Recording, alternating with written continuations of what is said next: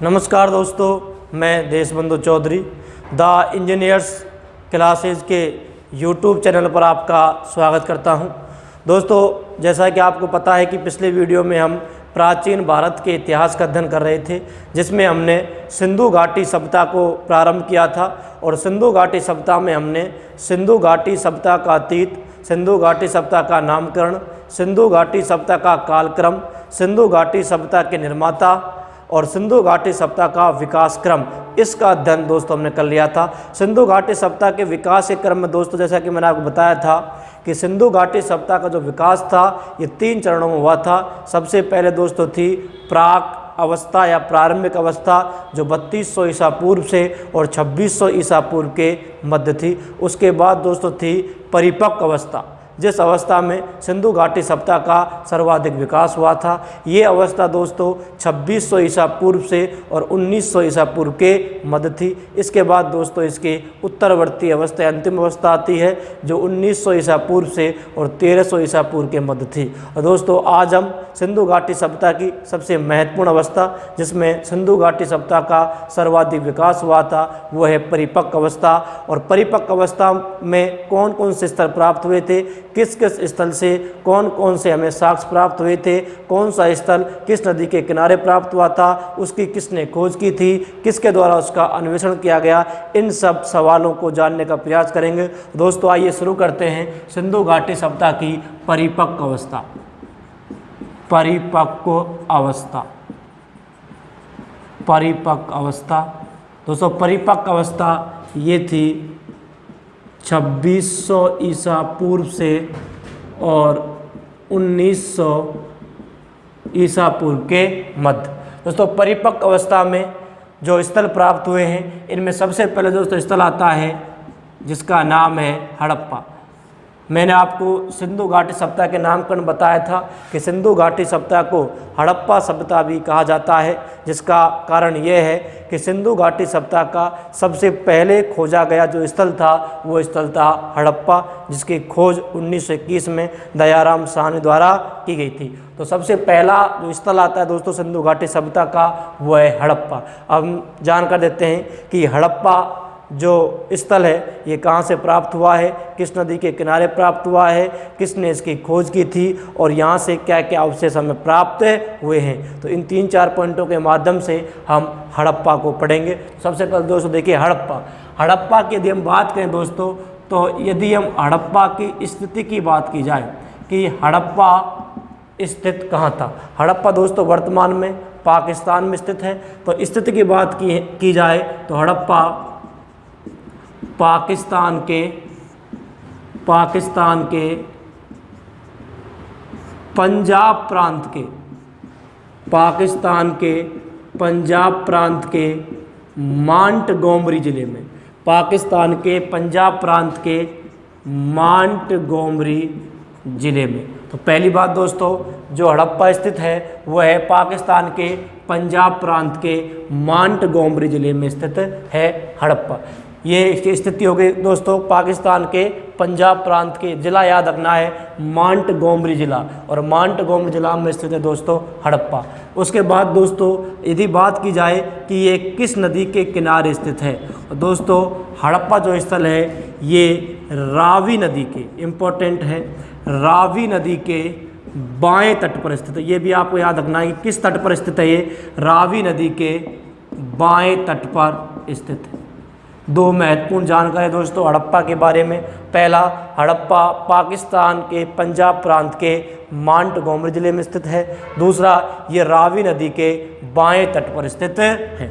उसके बाद दोस्तों यदि हम बात करते हैं इसकी खोज की कि हड़प्पा की खोज किसने की थी, तो यदि हम खोजकर्ता की बात की जाए तो हड़प्पा स्थल की खोज 1921 ईस्वी में दोस्तों की गई थी दयाराम साहनी के द्वारा। इम्पोर्टेंट है दोस्तों, मैंने आपको बताया था कि भारतीय पुरातत्व सर्वेक्षण विभाग के महानिदेशक थे उस समय सर जॉन मार्शल, और सर जॉन मार्शल के कहने पर ही दयाराम साहनी हड़प्पा गए थे और यहाँ का उत्खनन का कार्य किया, यहाँ सर्वेक्षण किया और उसी के आधार पर सबसे पहले सिंधु घाटी सभ्यता का प्रथम स्थल खोजा गया जिसका नाम था हड़प्पा। तो दोस्तों इसकी खोज 1921 ईस्वी में दयाराम साहनी द्वारा की गई। दयाराम साहनी ने इसकी दोस्तों खोज की। इसके बाद इस स्थल का व्यापक तौर पर उत्खनन का कार्य किया गया। यहाँ से खुदाई की गई और खुदाई में जो हमको साक्ष्य मिले थे, जो हमको अवशेष मिले थे, उनके आधार पर हमने सिंधु वासियों के जीवन के बारे में जाना था। दोस्तों इसके बाद इसका उत्खनन होता है और दोस्तों हड़प्पा का जो उत्खनन हुआ है ये 2 बार हुआ है। एक बार तो दोस्तों इसका उत्खनन हुआ है 1926 ईस्वी में और दोस्तों दूसरी बार इसका उत्खनन हुआ है 1946 ईस्वी में। पहली बार दोस्तों इसका उत्खनन किया गया था 1926 ईस्वी में माधव स्वरूप वत्स के द्वारा। माधव स्वरूप वत्स, तो पहला जो दोस्तों इसका उत्खनन हुआ है वो 1926 ईस्वी में हुआ है और माधव स्वरूप वत्स ने किया है। दूसरी बार दोस्तों इसका उत्खनन हुआ है 1946 ईस्वी में और दोस्तों ये उत्खनन किया गया है मार्टिमर व्हीलर द्वारा। मार्टिमर व्हीलर द्वारा इसका दोस्तों उत्खनन हुआ है। तो ये सामान्य जानकारी है हड़प्पा के बारे में। दोस्तों हड़प्पा की स्थिति, हड़प्पा पाकिस्तान के पंजाब प्रांत के मांटगोमरी जिले में स्थित है। दूसरा दोस्तों हड़प्पा रावी नदी के बाएं तट पर स्थित है। तीसरी बात, हड़प्पा की खोज 1921 ईस्वी में दयाराम साहनी द्वारा की गई। अगली बात, इसका 2 बार व्यापक स्तर पर उत्खनन किया गया है, 1926 ईस्वी में माधव स्वरूप वत्स द्वारा और 1946 ईस्वी में मार्टिमर व्हीलर द्वारा। दोस्तों इसको उतार लीजिए आप, इसका स्क्रीनशॉट ले लीजिए आप। ये इसके बाद हम यहाँ से जब इसका उत्खनन किया गया था तो उस उत्खनन में कौन कौन सी सामग्री प्राप्त हुई, कौन कौन से अवशेष प्राप्त हुए, उनका अध्ययन करेंगे। दोस्तों ये आप उतार लीजिए, इसका स्क्रीनशॉट ले सकते हैं आप। बहुत ही महत्वपूर्ण जानकारियाँ आपको दी जा रही हैं दोस्तों। जो सिंधु घाटी सप्ताह हो, कोई सा भी टॉपिक होगा दोस्तों, उसका कुछ नहीं छूटेगा। बिल्कुल जीरो से लेकर और टॉप तक जो भी जानकारियाँ हैं, सारी जानकारियाँ आपको दी जाएंगी। आप हमारे साथ जुड़े रहिए। तो इसके बाद दोस्तों हम बात करते हैं, जब इसका उत्खनन हुआ था तो इसके उत्खनन में हमें कौन कौन सी सामग्री प्राप्त हुई, कौन कौन से अवशेष प्राप्त हुए। दोस्तों अगला देखिए, जब 2 बार इसका व्यापक स्तर पर उत्खनन किया गया है तो आगे हम बात करते हैं दोस्तों हड़प्पा से प्राप्त सामग्री। बहुत ही इम्पोर्टेंट है, यहाँ से सवाल पूछे जाने की संभावना 100% होती है। विभिन्न प्रतियोगी परीक्षाओं में यहाँ से बार बार सवाल पूछे जाते हैं, तो ध्यान से दोस्तों जुड़े रहिए हमारे साथ। तो हम बात करते हैं हड़प्पा से हमें क्या क्या प्राप्त हुआ। देखिए, प्राप्त सामग्री में दोस्तों सबसे पहले हम बात करते हैं कि जो हड़प्पा था, हड़प्पा जो दोस्तों नगर था, ये हड़प्पाई नगर 2 टीलों में विभाजित था। सबसे पहली बात, जो हड़प्पा था दोस्तों, ये हड़प्पा जो नगर था, ये पहली बात ये 2 टीलों में विभाजित था। कितने टीलों में विभाजित था दोस्तों? 2 टीलों में विभाजित। हड़प्पा जो था ये दोस्तों 2 टीलों में विभाजित था। अब देखिए कौन कौन से टीले थे। एक तरफ तो दोस्तों था पश्चिमी टीला, एक तरफ था दोस्तों पश्चिमी टीला और दूसरी तरफ था पूर्वी टीला।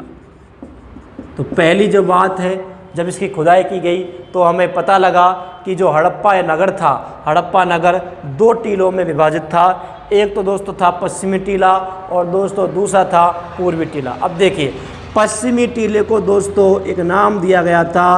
पश्चिमी टीले को कहा गया था दोस्तों क्या? दुर्ग टीला। क्या कहा गया था? पश्चिमी टीले को ही दुर्ग टीला कहा गया था और पूर्वी टीले को दोस्तों कहा गया था नगर टीला। पूर्वी टीले को क्या कहा गया था? नगर टीला।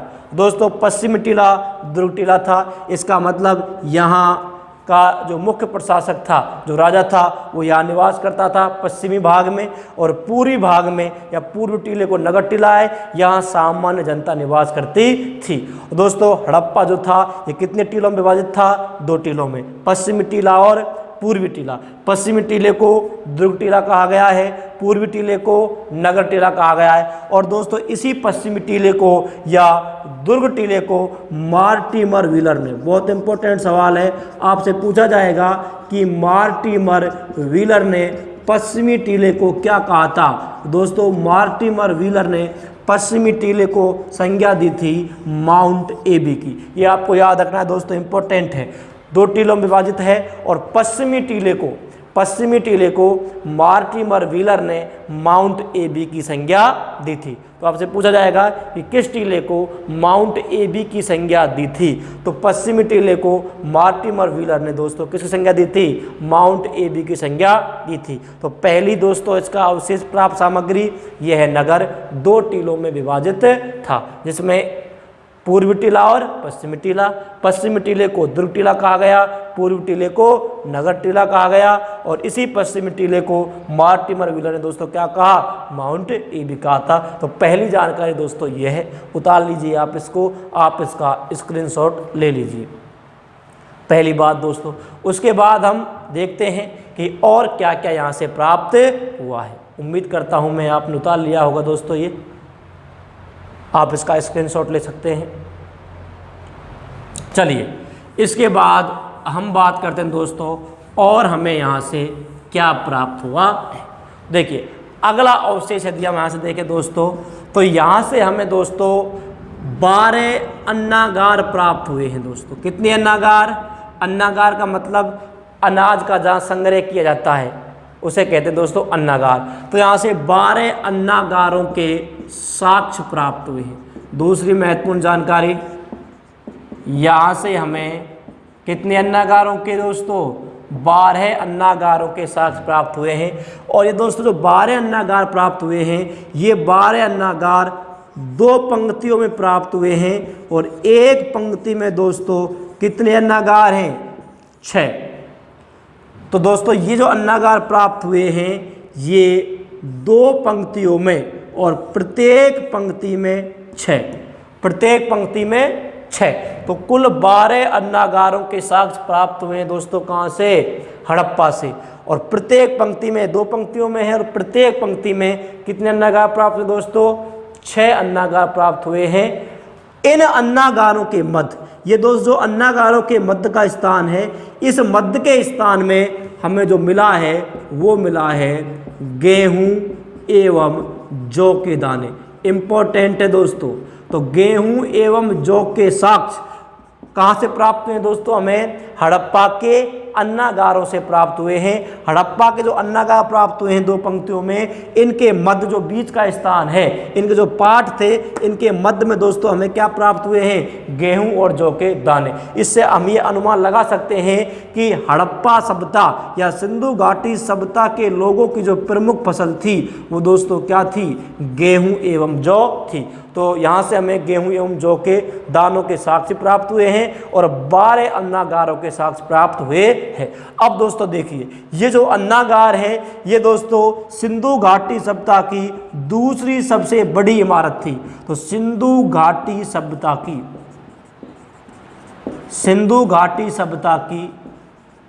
दूसरी सबसे बड़ी इमारत, सिंधु घाटी सभ्यता की दूसरी सबसे बड़ी इमारत क्या है दोस्तों?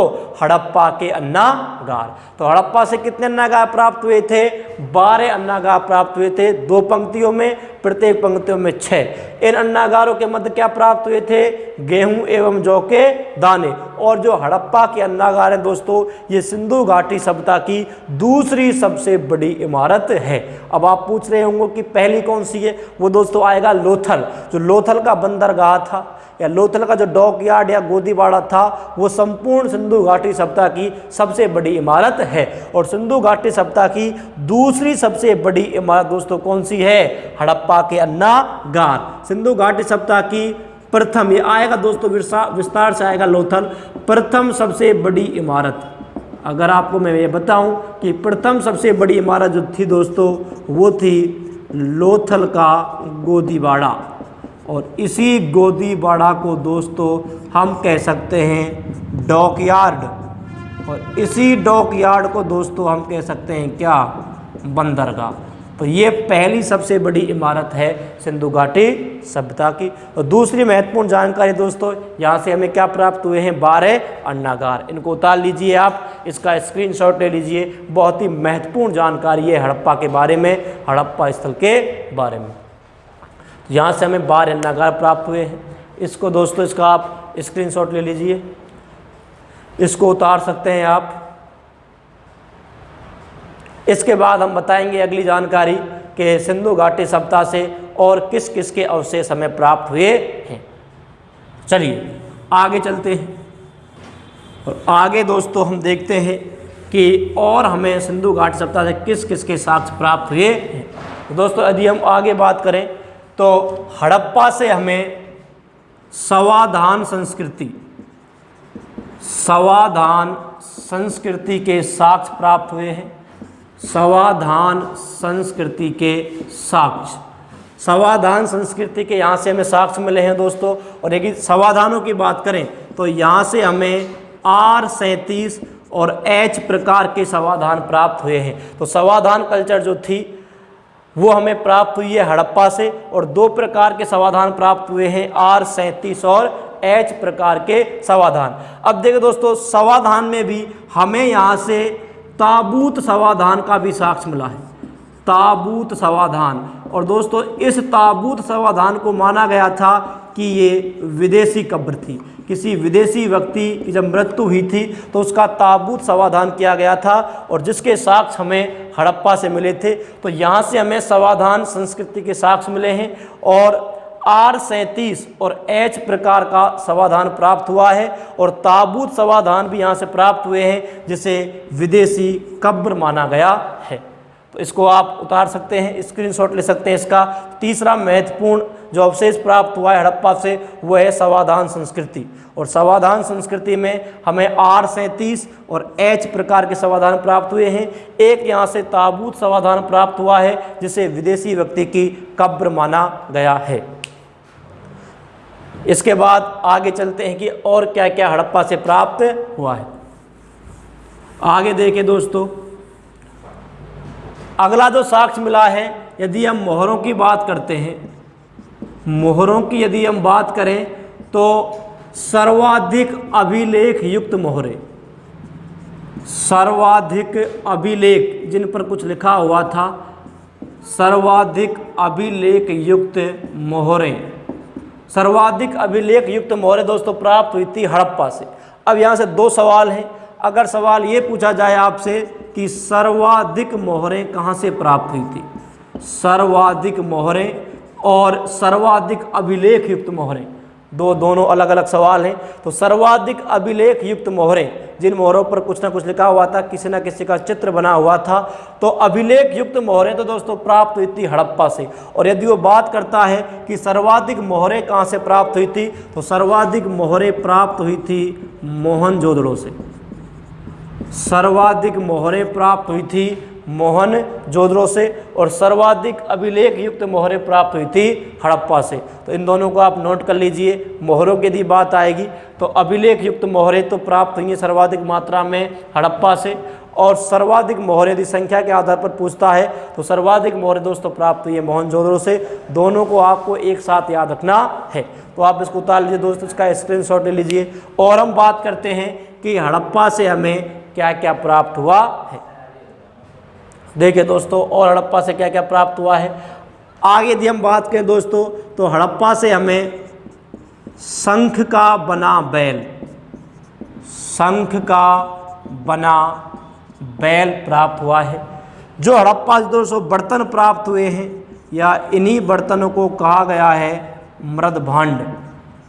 बर्तन या जो मृदभांड प्राप्त हुए हैं, मृदभांडों पर, इन पर दोस्तों जो चित्र प्राप्त हुआ है वो प्राप्त हुआ है मछुआरे का चित्र।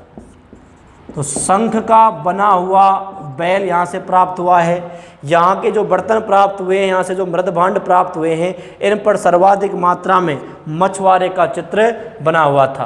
तो मोहरें मिली हैं सर्वाधिक अभिलेख युक्त, शंख का बना बैल यहाँ से प्राप्त हुआ है, और यहाँ के बर्तनों पर या यहाँ के मृदभांडों पर मछुआरे का चित्र प्राप्त हुआ है। उसके बाद दोस्तों हम बात करें तो हड़प्पा जो स्थल था, हड़प्पा जो नगर था, यहाँ से यहाँ के प्रत्येक घर में शौचालय के साक्ष्य प्राप्त हुए। प्रत्येक घर में शौचालय बना हुआ था। आपको पता है हड़प्पा सभ्यता, सिंधु घाटी सभ्यता एक नगरीय सभ्यता थी, तो यहाँ के प्रत्येक घर में शौचालय के साक्ष्य प्राप्त हुए हैं। प्रत्येक घर में दोस्तों शौचालय के साक्ष्य प्राप्त हुए हैं। शंख का बना बैल प्राप्त हुआ है। बर्तन या मृद भांडों पर मछुआरे का चित्र प्राप्त हुआ है। साथ साथ आप इनको उतार सकते हैं, स्क्रीनशॉट ले सकते हैं आप इनका। उसके बाद दोस्तों यहाँ से प्राप्त हुआ है स्त्री के गर्भ से निकला हुआ पौधा। स्त्री के गर्भ से निकला हुआ पौधा, स्त्री के गर्भ से निकला हुआ पौधा प्राप्त हुआ है। इसे दोस्तों क्या माना गया था? इसे उर्वरकता की देवी, इसे माना गया था उर्वरकता की देवी माना गया है। तो शंख का बना बैल, बर्तन या मृद भांडों पर मछुआरे का चित्र, प्रत्येक घर में शौचालय के साक्ष्य और स्त्री के गर्भ से निकला हुआ पौधा जिसे माना गया है उर्वरकता की देवी। तो यहाँ तक आप उतारिए इसको। ये सामग्री हमें यहाँ से प्राप्त हुई है, आप इसका स्क्रीनशॉट ले लीजिए, उतार लीजिए इसको। मोहरों की बात तो सर्वाधिक अभिलेख युक्त मोहरें, शंख का बना हुआ बैल, यहाँ के मृद भांडों पर मछुआरे का चित्र, प्रत्येक घर से हमें शौचालय के साक्ष्य प्राप्त हुए हैं और स्त्री के गर्भ से निकला हुआ पौधा यहाँ से प्राप्त हुआ है जिसे उर्वरकता की देवी कहा जाता। तो आप इसको उतार सकते हैं दोस्तों, इसका स्क्रीनशॉट ले लीजिए। उसके बाद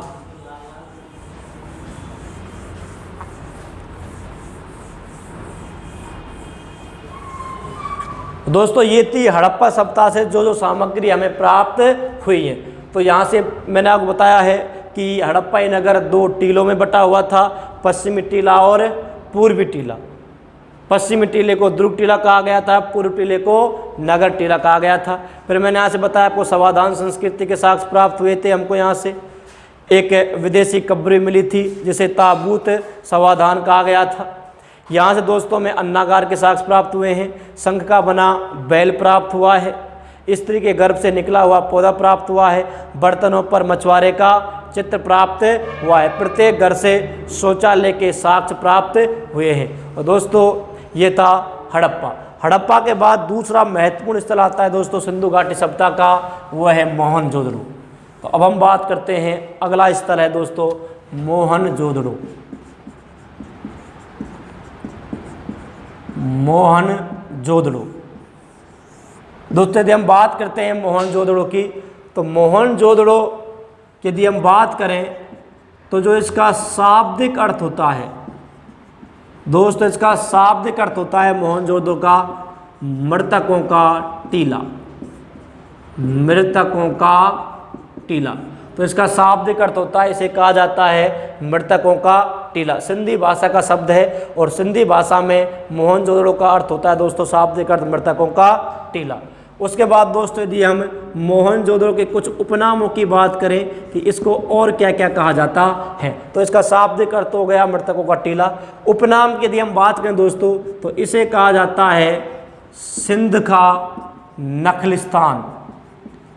सिंध का नखलिस्तान दोस्तों इसे कहा जाता है सिंध का बाग। सिंध का बाग दोस्तों इसे कहा जाता है स्तूपों का शहर। स्तूपों का शहर दोस्तों इसे कहा जाता है रेगिस्तान का बगीचा। रेगिस्तान का बगीचा, ये उपनाम है मोहनजोदड़ो के। मोहनजोदड़ो का शाब्दिक अर्थ मृतकों का टीला हुआ। इसके उपनाम सिंध का नखलिस्तान आपसे पूछेगा कि सिंध का नखलिस्तान निम्न में से किस स्थल को कहा जाता है, तो सिंध का नखलिस्तान कहा जाता है इसको, सिंध का बाग कहा जाता है, स्तूपों का शहर कहा जाता है और रेगिस्तान का बगीचा कहा जाता है। ये उपनाम हो गए दोस्तों। उपनाम के बाद हम बात करते हैं इसकी स्थिति की कि मोहनजोदड़ो कहाँ स्थित है। दोस्तों मोहनजोदड़ो पाकिस्तान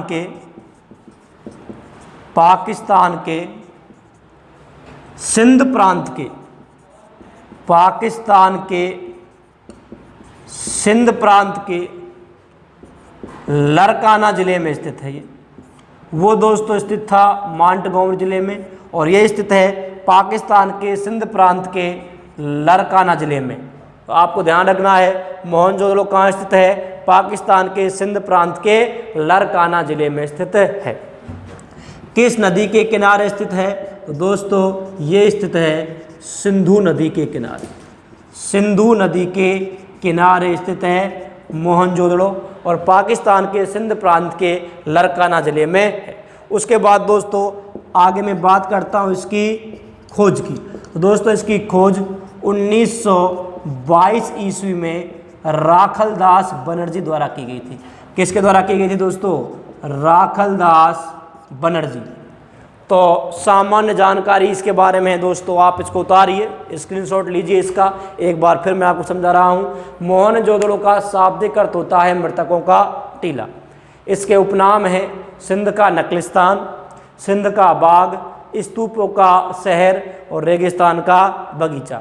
स्थिति दोस्तों ये जो मोहनजोदड़ो है वो पाकिस्तान के सिंध प्रांत के लरकाना ज़िले में स्थित है, सिंधु नदी के किनारे स्थित है, और इसकी खोज 1922 ईस्वी में राखलदास बनर्जी द्वारा की गई थी। उतारिए दोस्तों, फिर हम आगे बढ़ते हैं। इसी प्रकार आपको एक एक स्थल को बहुत ही अच्छे तरीके से, बहुत ही विस्तार से हम समझा रहे हैं, जो जितनी विभिन्न प्रतियोगी परीक्षाएं हैं सब में आपके लिए मददगार साबित होंगे।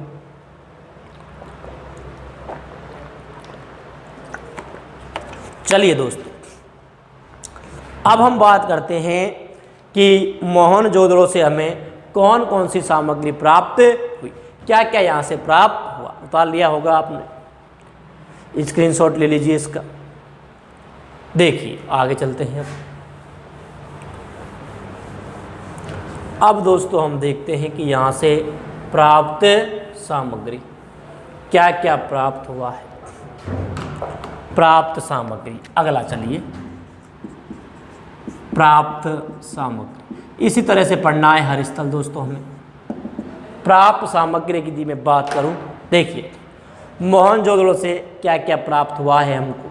देखिए दोस्तों, सबसे पहले मैं बात करता हूं तो मोहनजोदड़ो से दोस्तों हमें एक स्नानागार के साक्ष्य प्राप्त हुए हैं। स्नानागार, यहाँ से हमें स्नानागार के साक्ष्य, जो यहाँ से स्नानागार हमें प्राप्त हुआ है दोस्तों, ये मोहनजोदड़ो का सबसे महत्वपूर्ण सार्वजनिक स्थल था। ये सबसे महत्वपूर्ण सार्वजनिक स्थल, सबसे महत्वपूर्ण सार्वजनिक स्थल था मोहनजोदड़ो का स्नानागार। अब देखिए, ये स्नानागार जो मिला है, कहा जाता है कि जो ये बनाया गया था दोस्तों, इसके निर्माण का जो उद्देश्य था वो धार्मिक कार्यों हेतु बनाया गया था। धार्मिक कार्यों में जब स्नान करते हैं, धार्मिक कार्यों हेतु, तो मोहनजोदड़ो का स्नानागार मोहनजोदड़ो का सबसे महत्वपूर्ण सार्वजनिक स्थल, जो कि धार्मिक कार्यों के लिए, धार्मिक उद्देश्यों के लिए बनाया गया था। उसके बाद दोस्तों यदि इसके हम आकार की बात करें, इस स्नानागार की यदि हम लंबाई, चौड़ाई और गहराई, लंबाई, चौड़ाई और गहराई की बात करें तो दोस्तों ये 39 मीटर लंबा था, ये 23 मीटर चौड़ा था और ये 9 मीटर गहरा था। स्नानागार जो प्राप्त हुआ है दोस्तों, ये 39 मीटर लंबा था, 23 मीटर चौड़ा था और 9 मीटर गहरा था। ये धार्मिक कार्यों के लिए बनाया गया था। और दोस्तों इसी स्नानागार को सर जॉन मार्शल ने, बहुत इंपॉर्टेंट है, सर जॉन मार्शल ने इस स्नानागार के बारे में एक बात कही है और उन्होंने इसको तात्कालीन विश्व का आश्चर्यजनक निर्माण, आया हुआ सवाल है दोस्तों रीट में, तत्कालीन विश्व का आश्चर्यजनक निर्माण किसको कहा है?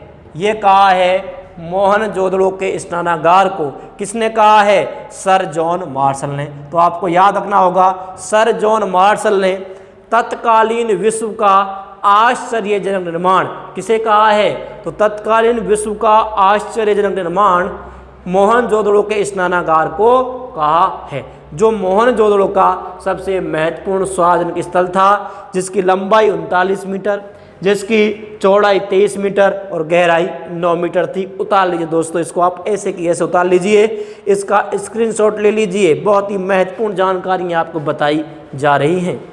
तो पहला जो अवशेष प्राप्त हुआ है दोस्तों, वो है स्नानागार। उसके बाद आगे हम बात करते हैं, उतारिए इसको।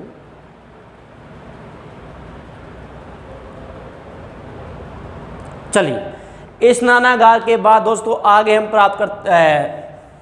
पता लगाते हैं कि और कौन कौन से अवशेष प्राप्त हुए थे। तो उसके बाद हमें यहाँ से दोस्तों प्राप्त हुआ है अन्नागार। अगला अन्नागार, हमें 12 अन्नागार हड़प्पा से मिले थे। तो दूसरा यहाँ से जो सामग्री प्राप्त हुए दोस्तों, वो हैं अन्नागार। अन्नागार, और जो अन्नागार दोस्तों हमें यहाँ से प्राप्त हुआ है, ये जो अन्नागार था, ये अन्नागार मोहनजोदड़ो की सबसे बड़ी इमारत, किसकी? हड़प्पा सिंधु घाटी सप्ताह की नहीं है दोस्तों। सिंधु घाटी सप्ताह की सबसे बड़ी इमारत कौन सी है? लोथल का गोदीबाड़ा। और दूसरी कौन सी है? हड़प्पा के अन्नागार। मोहनजोदड़ो की सबसे बड़ी इमारत कौन सी दोस्तों? वो है मोहनजोदड़ो के अन्नागार। तो मोहनजोदड़ो की सबसे बड़ी इमारत, मोहनजोदड़ो की सबसे बड़ी इमारत दोस्तों क्या है? वो है मोहनजोदड़ो के अन्नागार। तो दूसरी महत्वपूर्ण यहाँ से जानकारी हमें क्या प्राप्त हुए दोस्तों? अन्नागारों के साक्ष्य यहाँ से प्राप्त हुए हैं। तो दूसरा जो प्राप्त हुआ यहाँ से हमें प्राप्त हुआ दोस्तों अन्नागार, जो मोहनजोदड़ो की सबसे बड़ी इमारत थी। इसके बाद हम बात करते हैं कि मोहनजोदड़ो से और कौन कौन से साक्ष्य हमें प्राप्त हुए। देखिए, स्नानागार, और जो स्नानागार प्राप्त हुआ है दोस्तों, उस स्नानागार को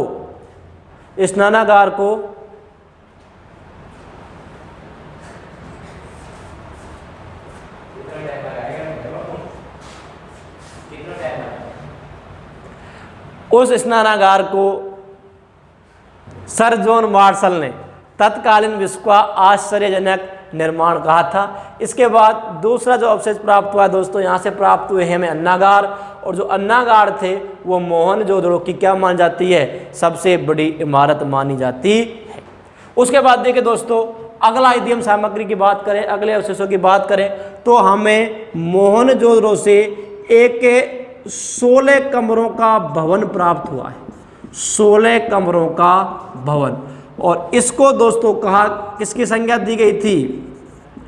इसको महाविद्यालय भवन की संज्ञा दी गई थी। तो महाविद्यालय भवन या 16 कमरों का भवन हमें दोस्तों कहाँ से प्राप्त हुआ है? मोहनजोदड़ो से। उसके बाद दोस्तों मोहनजोदड़ो से प्राप्त हुआ है कांसे की बनी नर्तकी की मूर्ति। इंपॉर्टेंट है, कांसे की बनी नर्तकी की मूर्ति भी दोस्तों कहाँ से प्राप्त हुई है? हमको मोहनजोदड़ो से प्राप्त हुई है। उसके बाद तांबा गलाने के ढेर, यहाँ से हमें तांबा गलाने के ढेर प्राप्त हुए हैं।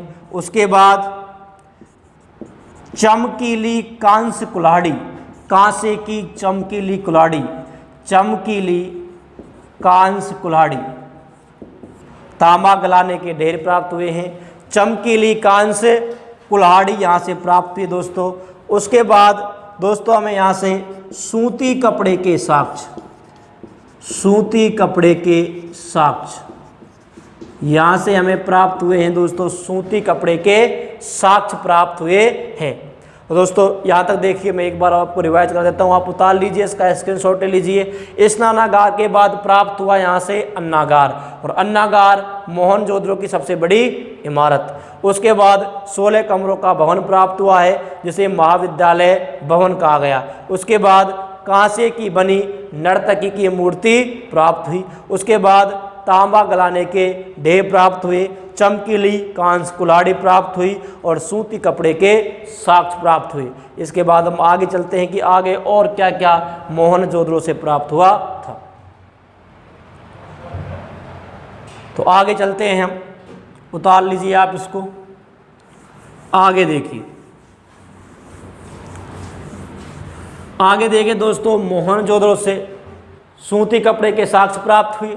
इसके बाद हमें यहाँ से कुंभकार या इसे कहते हैं कुम्हार, कुंभकार या कुम्हार के 6 भट्टे, कुंभकार या कुम्हार के 6 भट्टे प्राप्त हुए। यहाँ से दोस्तों हमें एक पक्की सड़क प्राप्त हुई है और इस पक्की सड़क को क्या नाम दिया गया था? राजपथ। क्या नाम दिया गया?